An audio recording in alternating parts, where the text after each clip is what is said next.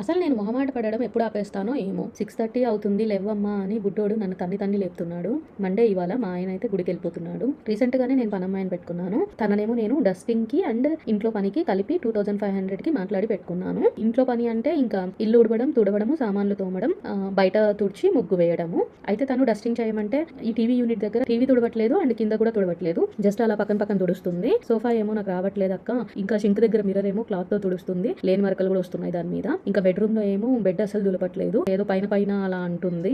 అసలు పోవట్లేదు గట్టిగా తులపంటే ఇంతకన్నా గట్టిగా నాకు అంటుంది. డస్టింగ్ నాకు ఒక 10 minutes పడుతుంది అమ్మా, నేను చేసుకుంటాను, 2000 ఇస్తాను, మిగతా పని చేయన్నాను. సరే అక్క అనింది. స్టవ్ అయితే రోజు తుడవాలి అన్న. యాక్చువల్లీ నేను వంట చేసిన వెంటనే కూడా మొత్తం స్టవ్ తుడిచేస్తా. తను వచ్చేసరికి చాలా క్లీన్ గా ఉంటుంది. కానీ నాకు తను తుడవాలి. స్టాండ్ నేను తీసి పెడితేనే తను స్టవ్ తుడుస్తుంది. లేదంటే స్టాండ్ అట్లే ఉంచి పక్కన పక్కన తుడిచేస్తుంది. ఇంకా స్టవ్ వెనకాల టైల్స్ తుడవాలి అని చెప్పాను. 2500 అక్క అనింది. జస్ట్ నువ్వు స్టవ్ వెనకాల తుడవడానికి, స్టవ్ తుడవడానికి ఇలా అడుగుతున్నావు, ఎంతసేపు పని అది? అసలు ఏ రోజన్నా నా స్టవ్ గలీజ్ ఉంటుంది, ఇంత క్లీన్ ఉంటుంది అన్నాను. సరే అక్క అయితే అనింది. నేను అందుకే నాకు పని వాళ్ళంటే ఏమి ఇష్టం ఉండదు. కానీ ఇప్పుడు బాబుతో అసలు తప్పట్లేదు నాకు పెట్టుకోవడము. వాళ్ళు ఎప్పుడైనా మన పని అనుకొని చేసుకోవాలి, వాళ్ళు ఎప్పుడు అలా చెయ్యరు మనది అనుకొని. ముగ్గు చూసారు కదా ఎలా ఉందో. నేనైతే 4-5 కలర్ చాక్ పీసులతో కలర్ గా వేస్తాను. సరే ఇంకా మనము ఏది అలా చెప్పకూడదులే, తన ఇష్టం, ఇంకా ప్రతిదీ మనకు నచ్చినట్టే కావాలంటే జరగదు అనేసి అక్కడైతే కలర్ చాక్ పీసులు అన్ని ఉన్నాయి చూడమ్మా, నీ ఇష్టం, నీకు నచ్చినట్టే అన్నాను. పని వాళ్ళే ఇంతనా లేకుంటే నాకు దొరికే వాళ్ళు ఇలా ఉంటారో తెలియదు. ఎప్పుడు నేను ఇలాంటి ఇష్యూస్ ఫేస్ చేస్తూనే ఉంటాను. ఎందుకు ఫేస్ చేస్తానంటే నాకు చాలా మొహమాటం ఎక్కువ. అస్సలు వాళ్ళని పాయింట్అవుట్ చేసి ఇలా చేసావే అని ఒక్క మాట నన్ను నేను, నాకేమో చాలా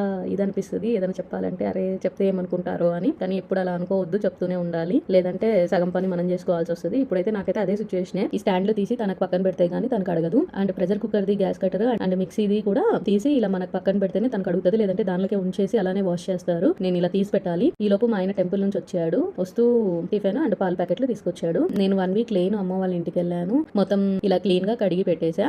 రోజు ఏదో ఒకటి మర్చిపోతుంది. డస్ట్బిన్ బయట పెట్టడం మర్చిపోతుంది. ఇలా చూడండి ట్యాప్ అసలు వాటర్ పోతుంది. వాళ్ళ ఇంట్లో ఇలా వాటర్ పోతుంటే ఊరుకుంటారా? ఇక్కడ చూసారా మ్యాట్లు వేయలేదు. తను మ్యాట్ వేయకుండా బయట బాల్కనీలో వాటర్ అంతా తొక్కుకుంటూ ఇంట్లోకి వచ్చేసింది లాస్ట్ లో. ఇంకా వాషింగ్ మిషన్ మీద మొత్తం వాటర్ వేసింది.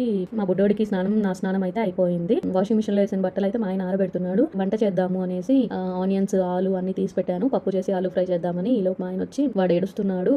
ఆయన 1:30 అవుతుంది టైము, ఇంకేం చేస్తావులే, ఏదో ఒకటి నేను తీసుకొస్తాను, ఏమొద్దన్నాడు. ఇంకా మార్నింగ్ పాల ప్యాకెట్లు తెచ్చినింటే అవి పాలు కాంచుదామని స్టవ్ మీద పెడుతున్నాను. వర్క్ చేసుకుంటూ ఉంటే నేను హ్యాండ్ బ్యాగ్స్ ఆర్డర్ పెట్టాను. అవైతే వచ్చాయి. ఇవైతే స్లింగ్ బ్యాగ్స్ బానే ఉన్నాయి. ఓకే, చిన్నగా ఎక్కడైనా వెళ్ళడానికి, చిన్నవి ఏమైనా పెట్టుకోవడానికి పనికొస్తుంది. ఎక్కువ ఏం క్యారీ చేయలేము. సో 1+1 ఆఫర్ ఉంటే తీసుకున్నాను. Please subscribe.